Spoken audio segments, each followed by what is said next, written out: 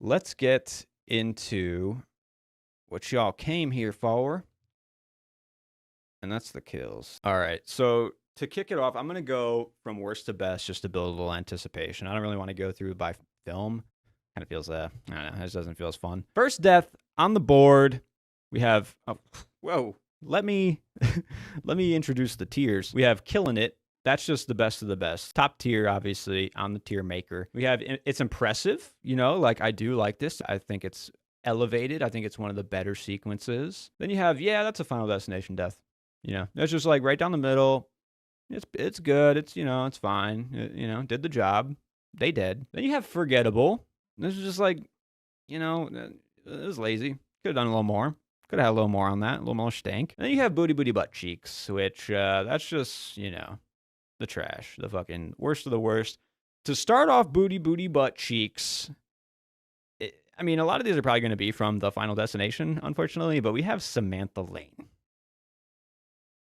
This kill is a rock launched by a lawnmower as she leaves from getting a haircut. The sequence leading up to it is her getting the haircut, and like every other Final Destination sequence, they have like, oh, which sharp object is gonna snip this little line and it's gonna accidentally launch this fan into the head of and this sequence has like nothing going for it.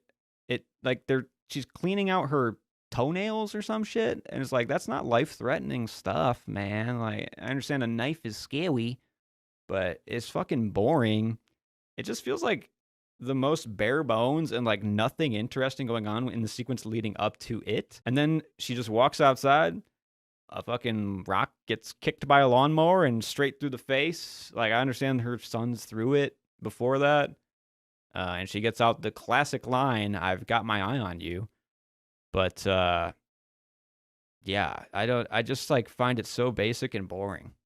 And it's just fucking shit. Moving on. From the Final Destination 4 movie as well, we have the McKinley Speedway.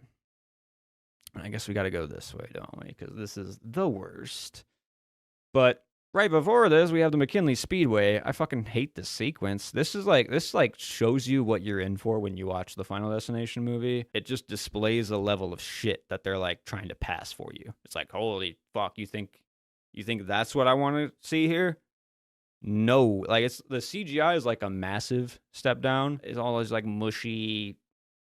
I don't even know. It's just like too easy in the mush factor. Does that make sense? But like the pacing of the sequence, terrible. The deaths are just like so rapid that they just like don't have any impact, and most of them is just like tires or them like falling into a piece of wood or some shit. Yeah, fucking booty booty butt cheeks. Okay, next up, Nadia. Oh, yep. Yep, of course. It's also Final Destination 4. It's Nadia. It's kind of fucking connected with the McKinley Speedway sequence. Like, they make it out, and she's like, "What are you guys?" It's like, what did she fucking say? It's like, "What are you guys fucking doing?" And then a tire just comes out of the sky and demolishes half her body. But then it like cuts to the title. It's like, "The Final Destination." That's right, isn't it fucking badass? And it's like, no, dude, that was like the worst kill and the worst intro sequence that I've seen. And for you to cut to credits on it, it's just straight up disrespectful. Next up, okay, shit, yeah, we are out of the Final Destination for now. It's only got the bottom 3. But we are in Final Destination 5 for this one. And we have, God, this list is so fucking big. And I don't know their names. I just know how they die. So where's Peter? Peter! Here he is. Peter Friedkin. Final Destination 5. This is like kind of like a sequence that Final Destination has never done before in 5. It's always usually like the universe out to kill you. But in this one, they're like, what if we just do a generic chase sequence with a gun? That's pretty fresh and cool for Final Destination, isn't it? I was like, I guess that's fresh and cool for Final Destination, but it's potentially the most boring sequence we've ever done. Are we okay with that? Like, yeah, we gotta do something different. Right? I don't know, fuck. I don't know, just no tension, and it's like it's trying to be the climax of the film. Like, oh, dude. No. Anyways, Peter's stabbed through the chest by Sam. So basically, Sam kills him, and he's death. I don't know. It's just lame. Next up, we have a character that I didn't even really know existed. I had to look at this list and be like, who the fuck is Roy? I don't know who this fucking dude is. And then I had to look it up again, and he gets hooked in the head at the construction site because of Nathan's actions. He basically, Nathan murders Roy. And because Nathan murdered Roy, he's safe. So they introduced that rule, I think, in 5. And the sequence that actually leads to Roy's death is fucking cheap as shit. There's just like a hook that's moving one way, and they're like fighting on a thing that looks like I don't know. It's just like lazy, and I don't give a shit about Roy. So like, I don't know. He's maybe like the most unnamed character that's has a death scene. Yeah. Back to it. This one, like, straight up, this could potentially. I was like pushing this farther and farther down the list, and it potentially could be maybe the worst, honestly. And that's George in the Final Destination. He gets hit by an ambulance out of nowhere. They're literally talking about, like, we need to watch our surroundings, make sure that we're watching out for death. They cross the street, don't look both ways, smoked from the left. All he had to do is look left. I don't understand, like, why. Well, I know why, because it's an homage to the first film of the getting hit by a bus, but it just like comes out of nowhere, obviously. But like, I don't know, it feels cheap, super rushed, and we've seen this type of death before, and it's like, what if we just do it again to throw it back to the one that people remember? The character like had a lot to do, and is just like taken out immediately, and it doesn't feel right when it happens. That's for sure. I guess it's kind of nice that they like loop back around to it with the deja vu shit in that movie, but I just did not like that scene. I did not like how it all played out. Speaking of how I didn't like how it all played out, we're still in the booty butt cheeks. We have Carter Daniels. This is like potentially the worst dialogue in the show. It's like this racist, and he's like not afraid to show it. That's for damn certain. Just a terrible plot line that lasts like 10 minutes into the movie, and then it's just like cut immediately. It's like, why did you have it then? Like there was no like tension or build up or anything to do with having it in the movie. It just felt like they wanted to have a shitty character, a really shitty character to kill, and mission accomplished. But like, fuck, man, just don't do it next time. And in the sequence, they're playing Why Can't We Be Friends? It's like the most hack fucking. I don't. Moving on. We're almost out of booty hot cheeks. Thank fucking the Lord. But for top of the booty butt cheeks, we have Janet, Lori, and Nick. I'm kind of just lumping these 3 together because they all die in the same sequence. Janet has like a couple more cool. Well, actually, Lori has a decent one in the premonition at the end, and then I'll put him over here at the end there. This is at the end of 4 when the semi just randomly comes through the diner, and then they transform into like mid 2000s X-ray skeletons, and they just get crushed or whatever.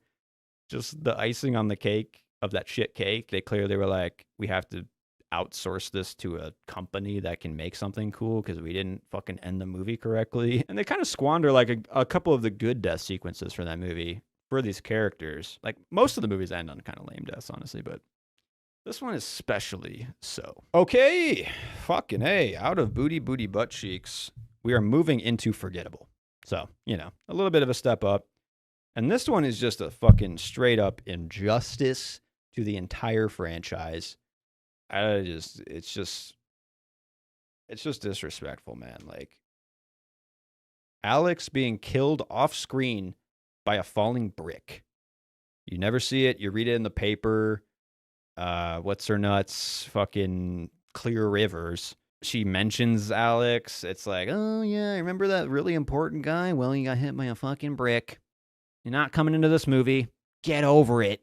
That's the vibe of that death. And it's just like, dude, One, you should have brought him back, and two, the fact that you like hit him with a fucking brick. Come on, man. All right, on screen then, as far as forgettable deaths go, next up we have Dennis, David Keckner. An attempt at being shocking, the wrench just comes like out of the machine and hits him straight in the fucking head. It's just like very sudden, and it's like played as like a joke of like, who's next?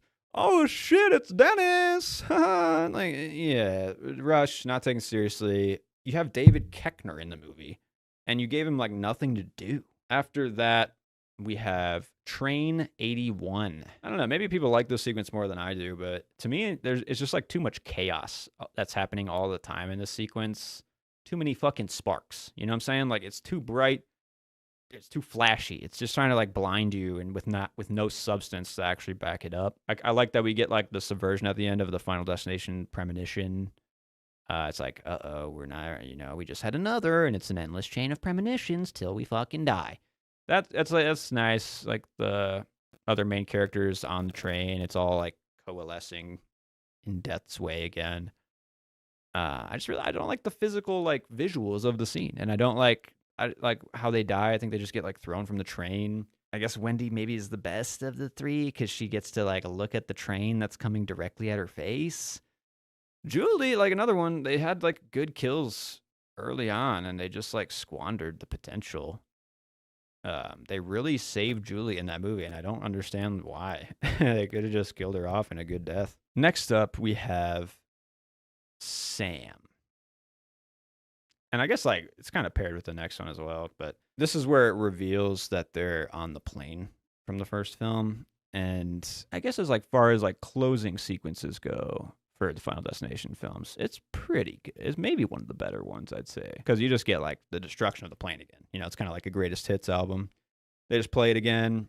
You get to see a different angle from Sam. He just gets burned alive, which is like visually striking, but it was just like a boring way to go out for the main character. All the main character deaths like don't get any cool deaths. I don't understand. Like they don't want to like make the main characters look gruesome, or they don't want to like torture them in ways or something, but they'll still kill them. Like, I don't, whatever. Paired with the next one, that would be Molly. She gets like a little bit cooler of a death because she gets sucked out of the hole in the airplane, and she just gets fucking cut in half. Another homage to Final Destination, people just getting cut in half. It's just unfortunate that she's potentially the least likable character in the entire series. Like, oh, she is so flat and boring and nothing to do. Oh, God, it just hurts thinking about it. Okay, next up, we have another Final Destination 5. Guys, we're getting into some good shit soon. We just got to get through this fucking, trudge through the shit.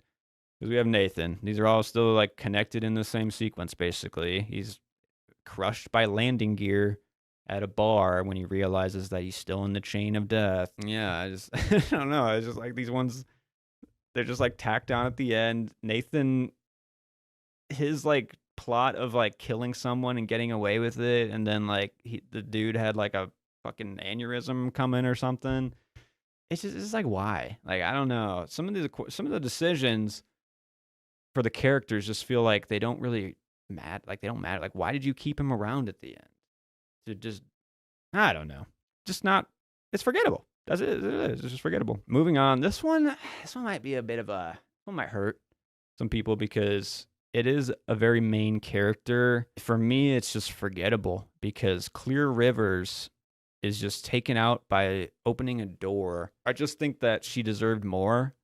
The whole second movie, she's just there being like, yep, That's what happened last time. I don't know. I just wanted her to be more active. And then, like I said, like the main characters, like these are the people that are your face. She's the biggest face of the franchise at this moment because Tony Todd's, doing his thing, and you don't have Alex back. So why would you like just lamely kill her off with a double kill too? Because it's got Eugene in there. I just like, and then it just moves on. And like, yeah, that was the character that you knew from both of those movies. And I don't know. The disrespect to the main characters, man, I just can't take it. Another out of nowhere quick one. Didn't even know this person's name. Perry Malinowski. This is when they're like, wait, who is sitting next to Julie? And there's like, oh shit, it's Perry.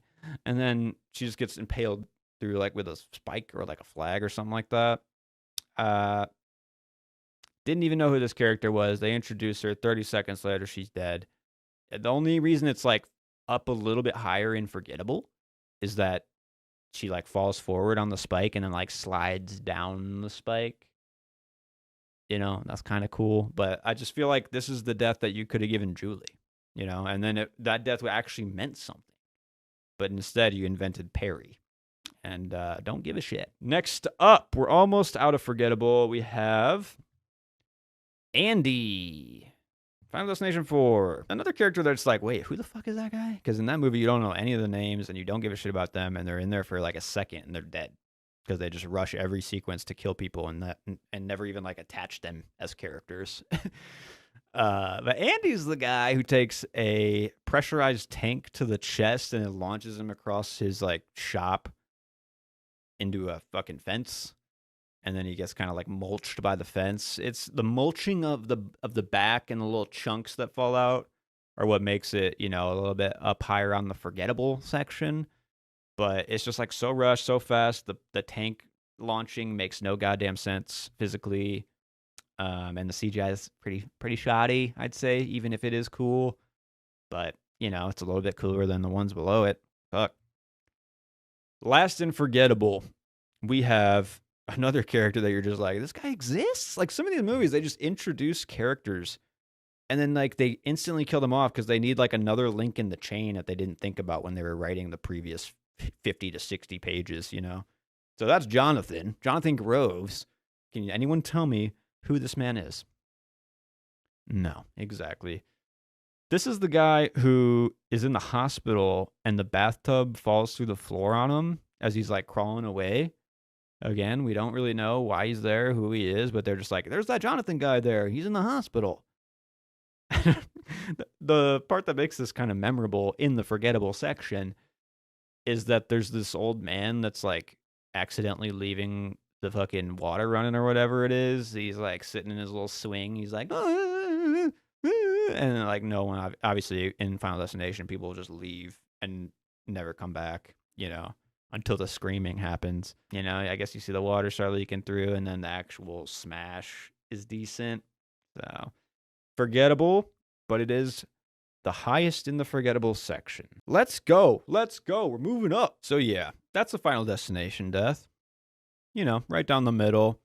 You know what you're getting, and you're not upset about it. To kick it off, this one might be controversial, but it just, I don't know, it doesn't really do much for me, and that's Todd's death. I understand. This is the first Final Destination, like, chain reaction death, so I feel like it should get a little more love. But when I was watching it this last time, I was like, this is just, like, maybe the first and the worst, honestly. Like, it's just a little too goofy. The movie previously is so dark. Like, we just witnessed a fucking plane crash. And then we watched Todd kind of like bumble around in his bathroom, slipping on some shit, and then like the wrapping of the fucking like string is just like I don't know. It's just like a little bit too much for me. Maybe Todd just like didn't get enough time to kind of like shine as a character because he is the first that's killed off in that movie. So he is kind of forgettable. But it's a decent Final Destination death, and it is the first, so you got to show it a bit of a love. Next up, we have where's my boy PJ, Isaac Palmer.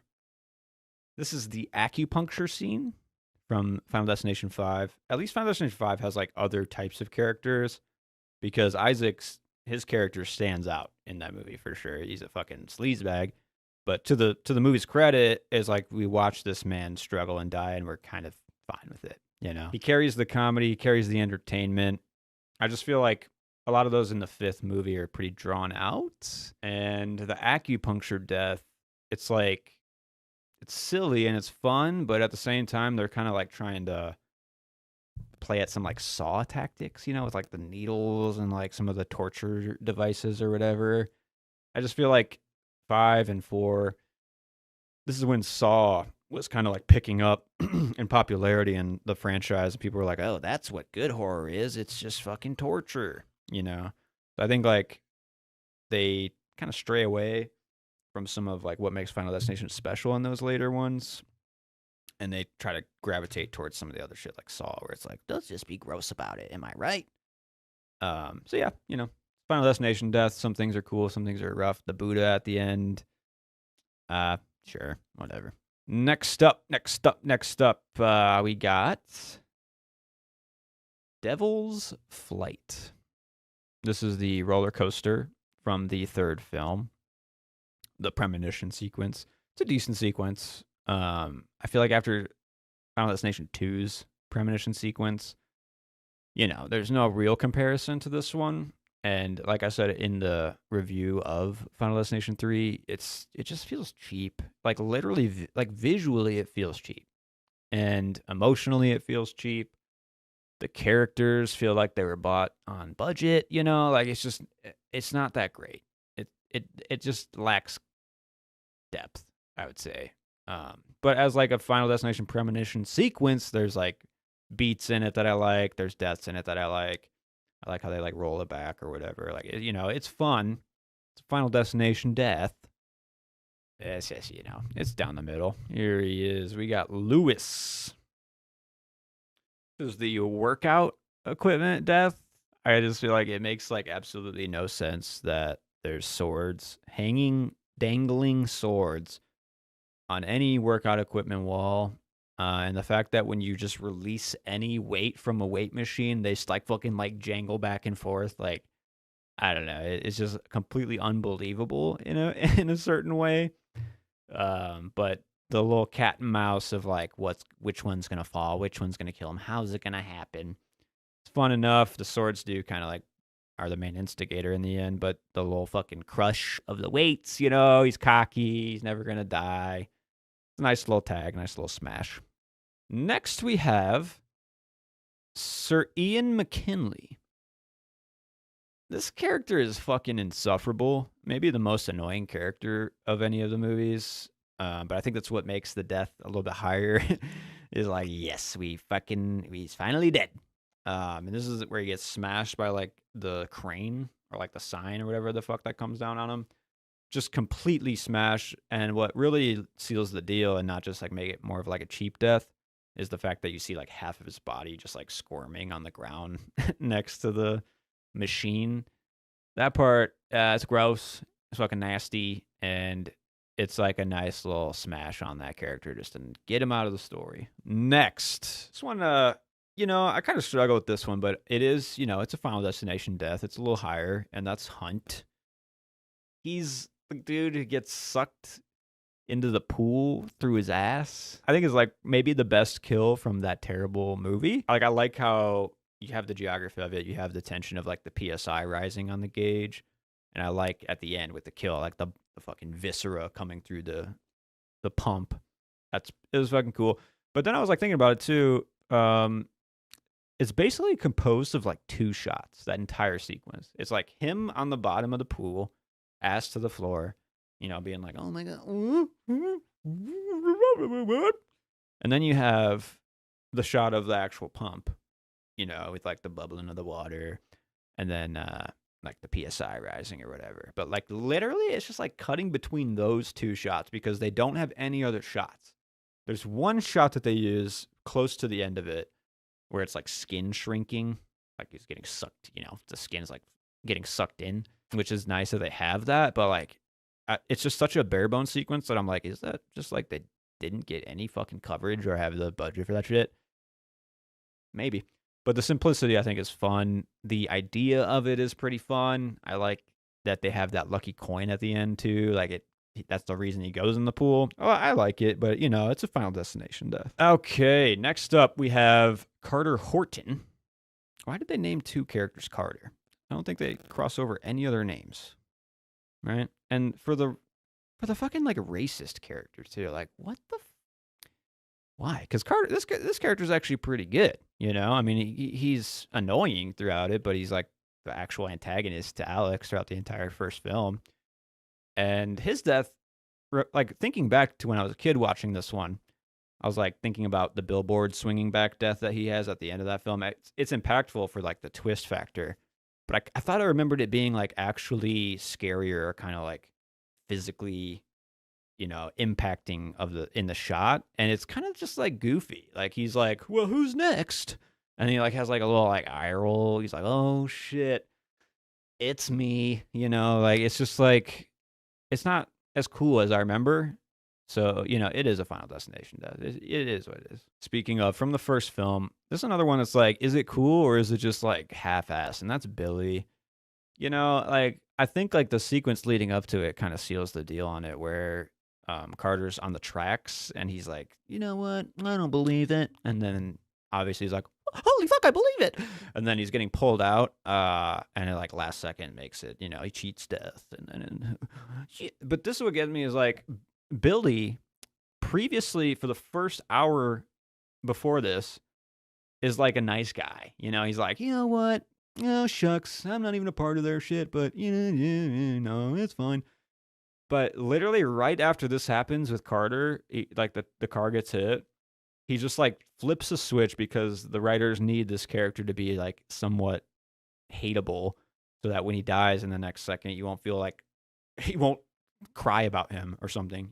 So he just instantly turns into an asshole and he's like, I don't need you. Stay away from me. You're going to die. You're going to die. I'm not going to die. Like, I was just like, what the fuck happened in like the last 10 seconds, Billy? It's just like too jolting, too fast. But the way he actually dies is sick. I mean, there's like that sheet metal. It's a huge subversion of what's going to happen with the train, because then there's like a piece of metal comes out, flies, just fucking decapitates him immediately, chopped at like this level, which is not really the decapitation level that you always see. So I commend it. I kind of like it, but it is just kind of simple. I can agree with that. Next we have. Oh shit, is this the first one from Bloodlines? I think it is actually. Wow, yeah. So all the Bloodlines ones are above this. So just as a quality level, maybe it's just fresh and I like it more right now, but I think they are a little bit better in general. First one we have here is Darlene Campbell. So spoilers, I guess, if you haven't seen Bloodlines, obviously, but Darlene is the mother of Stephanie and Charlie over here.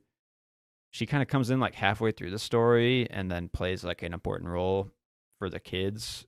But she gets like kind of a semi-heroic death, which is interesting for the franchise. I liked the burn makeup that she has in that sequence because it kind of is like toying with my brain of like, are these fatal enough? Like, is this gonna kill her? It's like, is this what's gonna get her? Is like just this.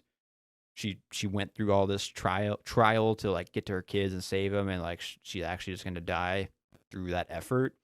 No, smashed. Like, and following in her footsteps, obviously, that's gonna be her kids, Stephanie and Charlie. These are the mains, I guess you would say, for Bloodlines. Unfortunately, they're probably the most boring characters in the film.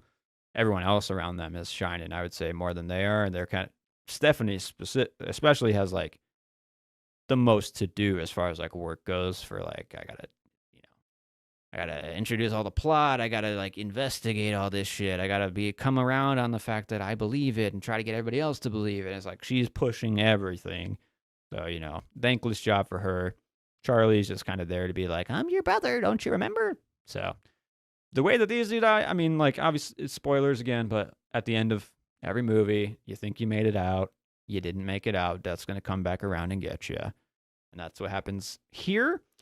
It's like a nice little stinger, good old stinger at the end. It feels a little bit hammy and rushed, especially with the introduction of whoever the fucking dad was, where she's like, well, if you just passed out and, and your heart didn't stop, then you didn't really die. Like, that shit felt really hammy. Didn't like that. And then especially like Charlie's like, so she didn't die? It's like, Charlie, did you just assume all this without actually like, and you're about to go to prom or whatever like, I don't know, man. It's just too fast and too easy. And then the way that they die, the train's cool. Obviously, I kind of like the bookend from the first image that you see in the film. But then you get kind of just like the straight up homage to Final Destination 2 and like their biggest horror image of the series with the logs, getting them at the end. It's fun. It's a nice little throwback. It put a smile on my face for the end of the film, which was what it was meant to do. The Final Destination Death. Next up, we have, I didn't even know if I was going to really rate this one, but since we've done them all, we got to do these two. That's the Taggart Theater's premonition. It doesn't even really like come to be, I don't think. It's literally just a premonition that they revert back and then just like don't do, right? If I'm remembering correctly, I'm trying to block it out. My brain is actively trying to block out this movie, but I'm fighting it. I actually do kind of like this sequence. I'm not gonna lie. I think this is the most gruesome sequence in the entire franchise because, especially with, I believe it's Lori. Yeah, she's getting like munched into an escalator, and you see everything, dude. I'm telling you, it's fucking nasty, and a lot like the movie theater death with the explosion. There's some clever stuff happening in that sequence, and they really dial it up on like the actual fucking visceral, terrifying nature of some of the death. Like, so I mean, I think it's decent. I think they kind of squandered some of those deaths for a premonition fake out that leads you nowhere. Um, and then they have like the cheap fucking semi at the end. Like, I don't know. Like, just commit to the death sequences that you want to do. All right. Next up, Rory. Come forward. Yeah, it's a Final Destination death, but we are getting up almost into it's impressive. So I don't want to hear like, Rory, he's from Final Destination 2 and he gets chopped in half and it's one of the best deaths in the Final Destination franchise. Sure. Yeah, I believe you, you know. I think Rory's death specifically maybe is not that, but I think it is paired with that great sequence in Final Destination 2 in a way that makes it special. We'll get farther into that sequence later, but I would say that Rory's is kind of like set up nicely. I do like the scene before where he's like, if I die, can you like go back to my place and get like all the drugs and the porno, for my mom, like that was like a nice fun scene, and then literally 2 minutes later he's dead, so like it's set up, it's nice, boom, knocked out. I like Rory as a character throughout the entire film. He stands out for sure. The way he dies, it is very memorable with the wire and then like the sloshing of like the different sections of body. Definitely one that stood out to me as a kid of like, what the fuck. So it's a Final Destination death. I just don't think it like it on its own doesn't impress me, if that makes sense. It has to have everything around it to be impressive for that one. All right, two more in the that's a Final Destination death. We have Frankie Cheeks. Frankie Cheeks. Final Destination 3. This is the drive-through sequence. It's like the car's boxed in, you can't get anywhere. The semi's backing up for some reason. We don't know why, and we don't know why it won't stop. I just don't think the series of events that lead up to the death make very much sense to me. Like the geography of it and like the actions. Is it just like literally like a lot of bad drivers in the sequence? Like I really don't think I understood like why a car was barreling over the hill coming at them, why this semi was backing up, why? Like a lot of the questions that were just like, what? How did we get here? But by the end of it, you do have a fucking car ram into them and a fucking motor fly through the car into the back of Frankie Cheeks' head and just fucking grind that shit up into a pulp. And you're like, fuck yeah, that's a Final Destination death. All right, and at the top of, that's a Final Destination death, we have Howard Campbell from Bloodlines. This is one I was like, I was impressed. I'm not going to lie. I felt impressed, but as I kind of lingered on it in the last like 30 minutes since watching the movie, I really like the glass and the ice stuff. That stuff was fucking key. I think like not showing what glass it was in at first was really smart, and then they reveal it to you, and then they kind of like amplify it from the reveal, which was a good technique. And they're doing so much in that sequence, like with the rake, with the trampoline, with the grill, like all these, they're doing everything in that sequence. Really fun. I really liked it. Edge of your seat, first time watch. But then like the death itself, it's like these like, just commit to like a cool death, I'd say, because when you have a button get pushed and a lawnmower go, and then the dude just like slips, and then I don't know, the death itself was kind of lackluster, but everything around that scene was really memorable. So like, it's a Final Destination death, It might be moving up into the impressive range in the future. Who knows? But what is firmly planted in the impressive range as of right now, let's get into it. First off, it's impressive, we have, and you might disagree with this one, because we have Brian Gibbons. This is a man that blows up by the grill at the end of 2. Um, yeah, I don't know. It's just like a fun little stinger at the end of 2. Shows that the chain obviously hasn't ended for some of the people, at least. I just think like the explosion of the grill is so massive that it just like makes you laugh. It sends you off in the right like attitude of like, yeah, yeah, that was good. Like the grill fucking like is destroyed.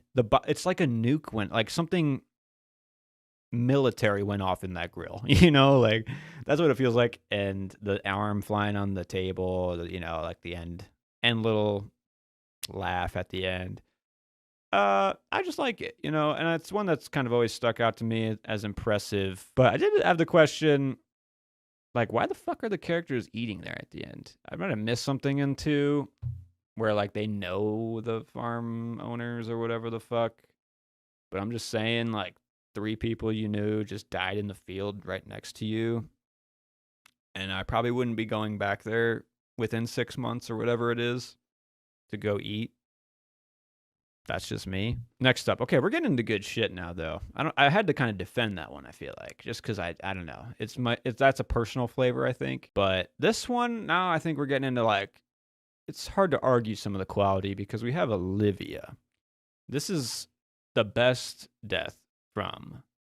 Is it 4? Fuck, man, I'm getting 4 and 5 completely twisted. This is the eye surgery. I would say like this is another one where it's like pretty reminiscent of Saw. Like they're using a tool to like torture you in a way that is so like directly, painful. Some of the image, like the laser itself, fucking terrifying. The way it like cuts into the eye and you're like watching it, like that was fucking great. That's like everything you want. I also like how there's like the Clockwork Orange reference of it all with the eye being opened. I think the performance sells it pretty well.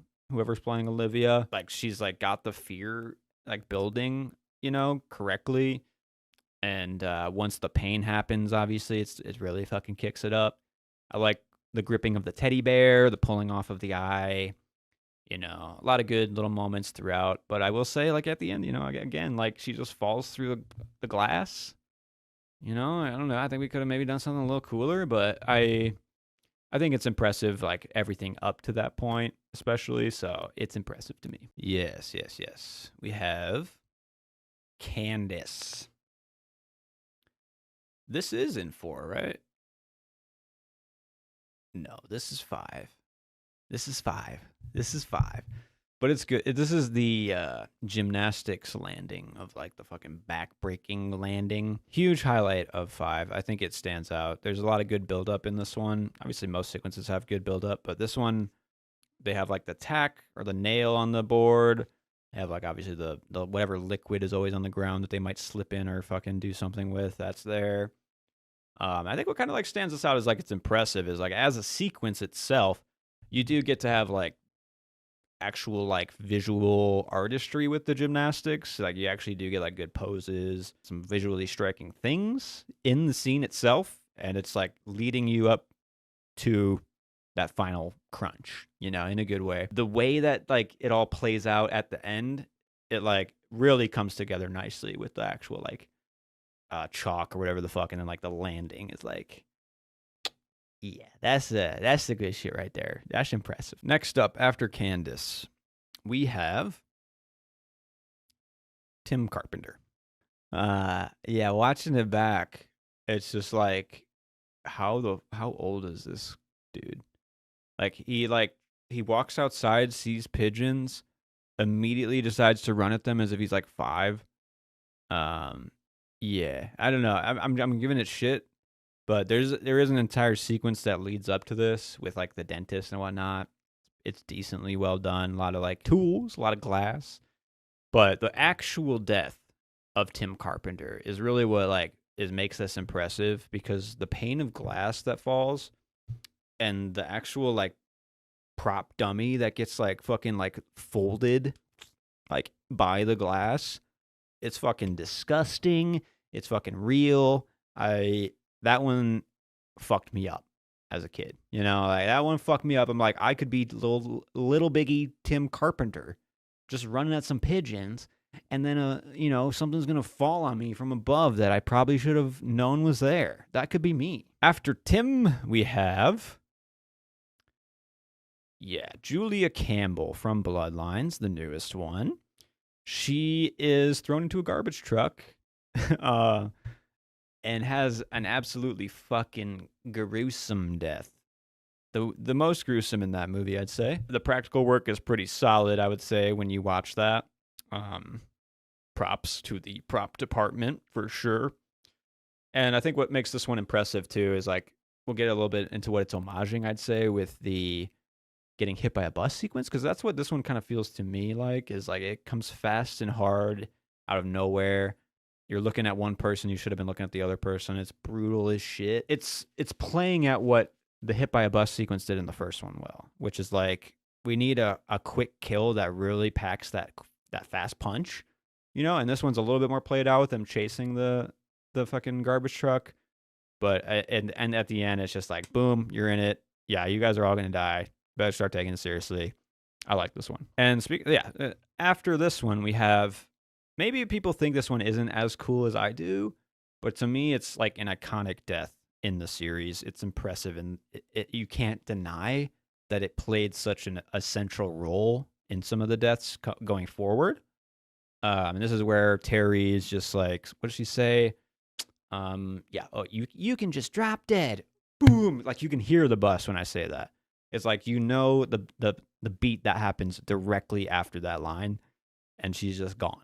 Like 1 second she's there, 1 second she's gone. Like that's the suddenness of that scene.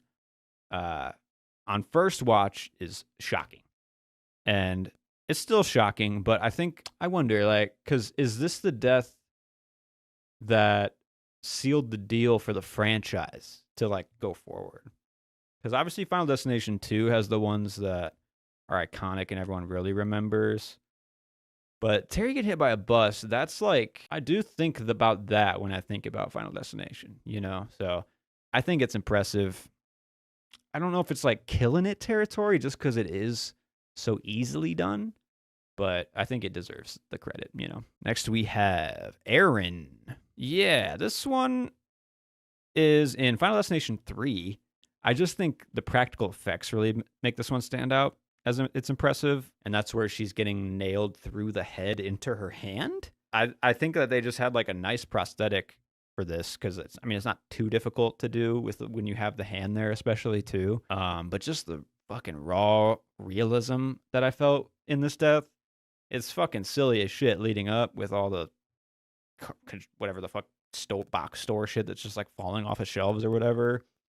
But when the death actually happens, I'm like, that's fucking nuts, dude. That's impressive. Next, another from Bloodlines. We have Iris Campbell. This is a very cool character. I really liked this character being introduced in Bloodlines. I really liked the lore that this character brought with her. That goes back like 50 years. I think the way she dies in the film too, it's kind of like a nice little twist on she's using the premonition to prove the death for somebody, which no one embraces the death that way, I'd say. So I think she has like a nice niche as far as like a different type of death in the franchise. The pipe through the face, obviously the way she dies, it's ugly as fuck. It's good. I don't understand why people have pressurized tanks everywhere. Don't get it. But I was really into that character and really into the lore. I kind of feel like it's a misstep getting rid of the character, but it also instigates the entire plot of Bloodlines. So I can't really fault it, but I do really like this character, and I like the death that she has. So next we have, in It's Impressive, North Bay Bridge. Yeah. This is the redeeming quality of 5. Like everything about it is fucking bad except for this opening premonition sequence. It's actually impressive. There's one shot in particular that I think that's like maybe the only reason I put this in here. Let me try to find it. real quick. It's just the actual wide shot of the bridge like collapsing and all the wires snapping off of it and whatnot. Let's get this over here. This one right here. They just like pull off to the right here on a wide and they like smartly just let it fucking play. This isn't even the shot I'm looking at. Is this it? No. Maybe I'm missing this one. There's a better shot than that. I swear. Whoa. Okay. Maybe I'm just making this up then. Isn't there like a wide off to the right that just like plays out the entirety of this one right here? Boom. This shot is phenomenal. And like the filmmakers know it because they just let it play. Yeah, here we go. There's like, yeah, we want to see it all. We want to just let this shit fucking go.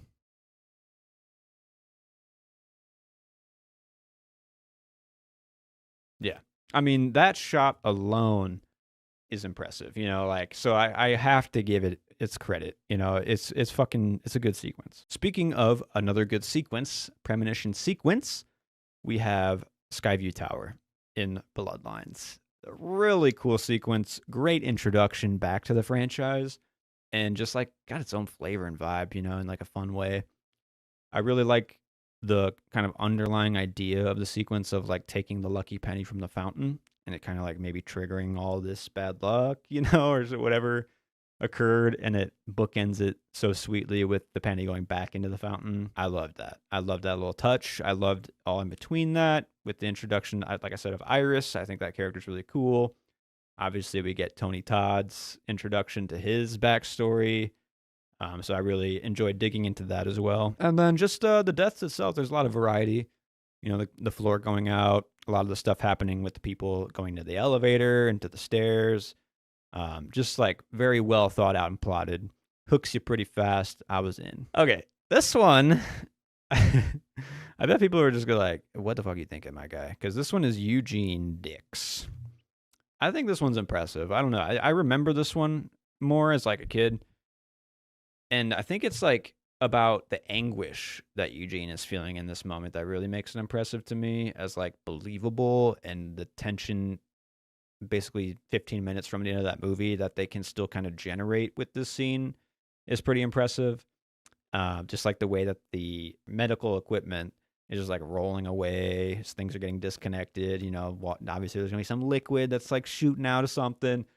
I really liked the tension of just like the simple medical devices, and I think the actor who plays Eugene just kind of fucking kills it. Honestly, he really sells that scene, and the scene also has like really nice cross cutting between like the birth sequence, so we're at like a different level in each scene, and we're kind of keeping that going between this sequence and that sequence. So this one really did always stick with me. The hospital setting actually makes it a little bit more terrifying in general as well. Next, we have Bobby Campbell. This is kind of a twofer. I'm going to go into the other part of this death later, though, because I have some other things to say about it. But Bobby Campbell's death, I think it's very impressive, and it's getting right up into the killing it for me. I think the peanut butter cup scene that happens, like, to lead into this scene, really smart. It's kind of terrifying in like its own way. There's no sharp instruments or pointy objects, you know, in the scene up to that point. And it's still kind of like fucking weird and gross and scary with what the brothers are doing or what the idea is and how they're managing it. But then obviously the sharp instruments, they do show up. And when they do show up, it's fucking impressive. The corkscrew going through his head, that was the only moment watching the film where I had like the audible, like, ooh, that one fucking got me. Just like the way it's getting magnetized in. I fucking love that one. I love that. I love the little way he falls after. Man, we are getting up here into good shit now. That feels good. And next up on It's Impressive, I mean, we have Flight 180. Yeah. The OG, you know, and started it all. You know, it's one of the top tiers of the premonition sequences, you know. Can't get into the top yet, but I would say that it still looks incredible, this sequence, Flight 180. The chaos is great. The CGI doesn't feel cheap or like it doesn't age well like some of the other sequences. The tracking of the deaths is maybe one of the better tracking, like he literally pinpoints like where it goes through the plane, which I like. And also when you see the explosion from the airport, like after they've actually gotten off the plane and cheated death, I love that shot. Like you see through the window and like just the sky aflame. I think this one still really holds up, much like the entire first film really holds up, honestly. All right. The top of it's impressive. We don't have that many left. This one was tough. I wanted to kind of put it in Killing It, but to me, it doesn't really get to the heights of some of the best of the best. So we have at the top of it's impressive, we have Ashley and Ashlyn. Yeah, the tanning bed scene from Final Destination 3, the most iconic kill from that movie, probably the best kill from that movie. I think the section in general is way too fucking drawn out. It's like a 25-minute sequence, it feels like, and it's just way too long. Way too long. But I guess you can't really complain. I mean, the heat that keeps going up, like once it starts rising, it becomes visceral, terrifying, scary. There's a simplicity to it that's kind of nice, with just like you're in one spot and you're being burned, you know? And then like the glass starts shattering, everything starts like really amplifying in terrifying ways. It's kind of just dumb. Like if you think about like the geography of what happens, there's like a board that falls and it like locks them both in somehow. And like really all they had to do is just like push out the board and like they could have fucking like opened their thing, you know? But it has a fun match cut too, from the tanning beds to the coffins in the next scene. I really love that match cut. I think it's pretty smart. And there's titties. So, yeah. Now we are at the top of the top, the Killing It. First up for Killing It, we have Nora Carpenter. Yep. This is probably the one that people talk about the most, I think, like the elevator death, the head getting stuck in the elevator, you know, iconic. To me, it's Killing It just on far like visceral, terrifying, you know, fear level. Watching it back, I was like, you know, I could see it as just impressive. There's like a weird dude with hooks that's kind of just instigating the whole kill. You know, he's like smelling her, doing weird shit.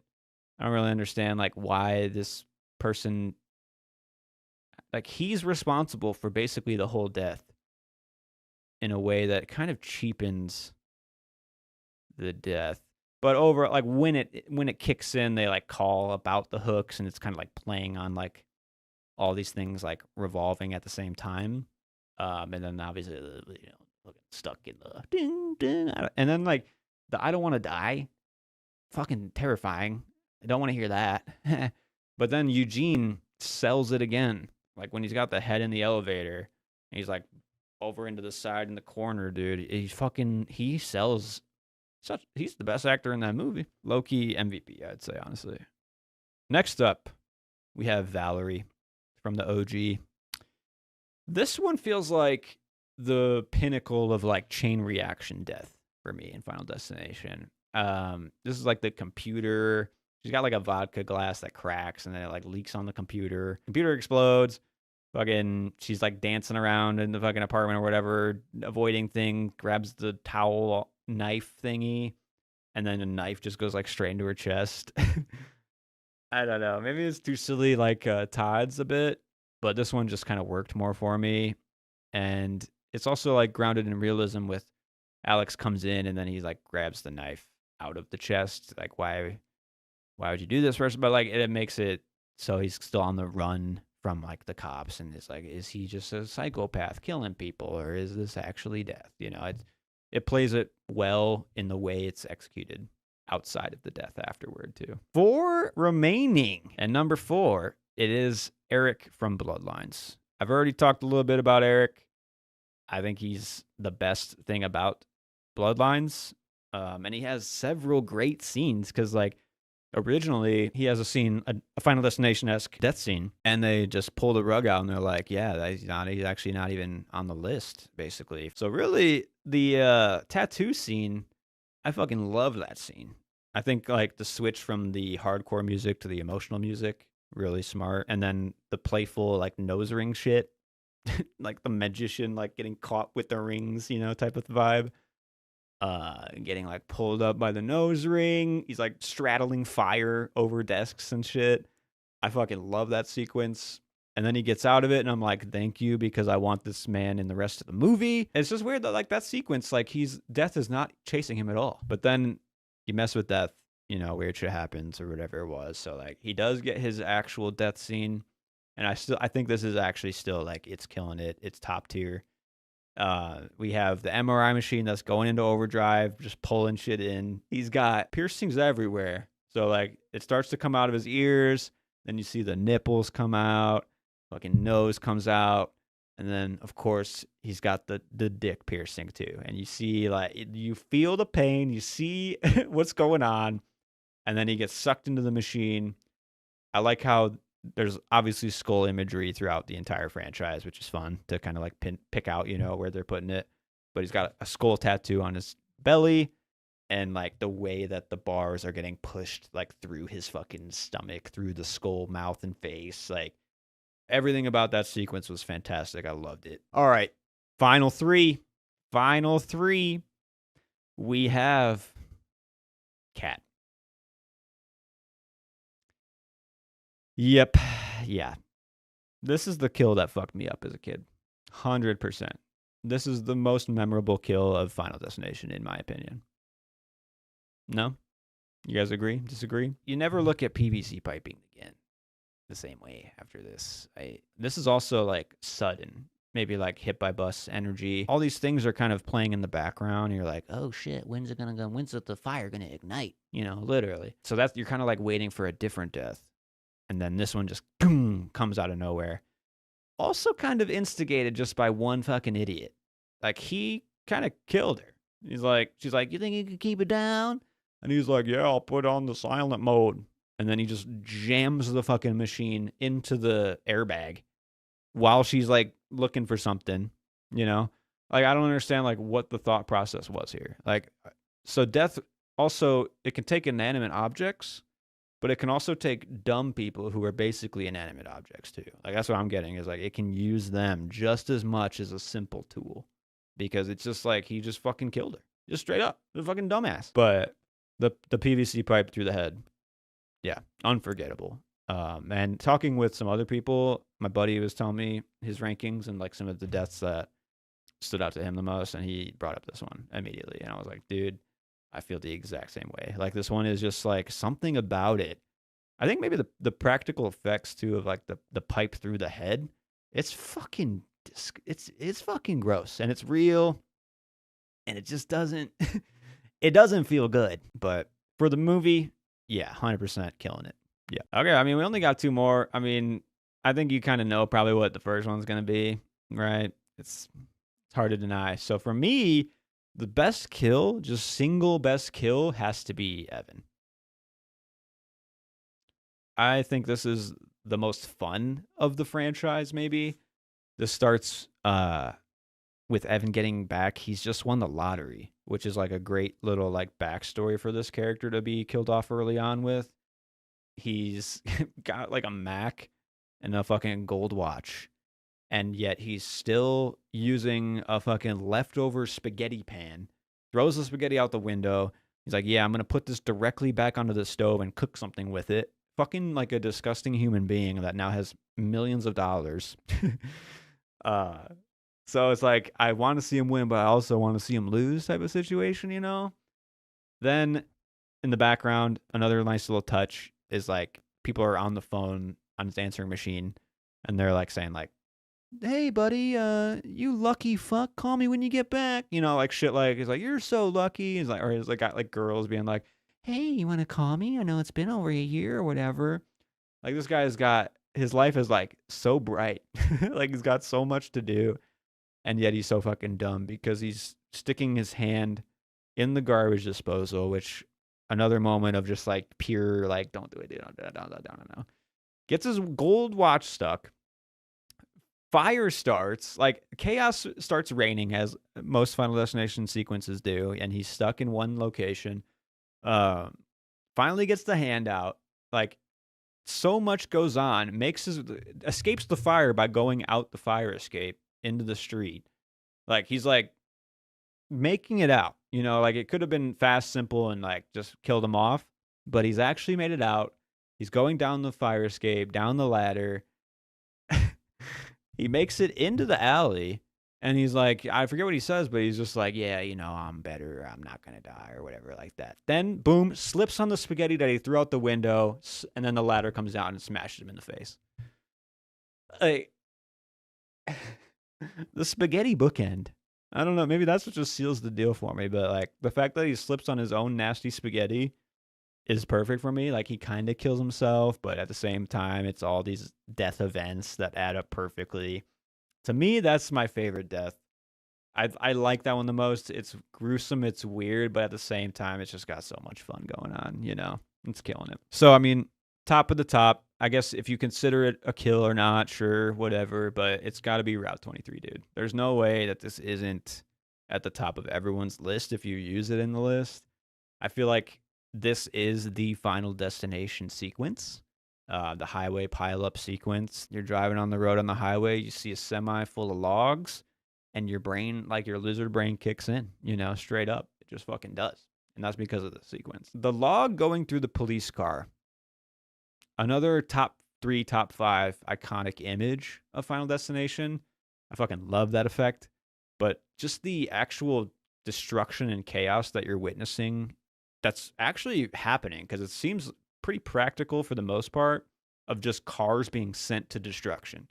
Like that can't be denied. Like it's actually on screen for you to physically enjoy. And I think that brings it above like Flight 180, which is a great sequence, but Route 23, it's literally real, and like everyone's driven on the highway, and like that's the most tapped in easy fear that I think they just like cracked open and we're like, yeah, we're gonna fucking make you really scared about driving on the highway, And mission accomplished, because yeah, that shit's great. I think Final Destination 2 in general probably the best besides Bloodlines, now that they have like an actual good, well written movie. But Final Destination 2 has to be the best after that. This sequence has to be the best. Uh yeah, I think that's my tier list, right? Like look at what do you think? Just looking at it, I'm pretty satisfied. I think going through it, there were a couple that I was like thinking about, like, does this really deserve where I'm putting it? Does Brian Gibbons exploding by the grill, is it really impressive? Maybe not, but that's why you can comment below.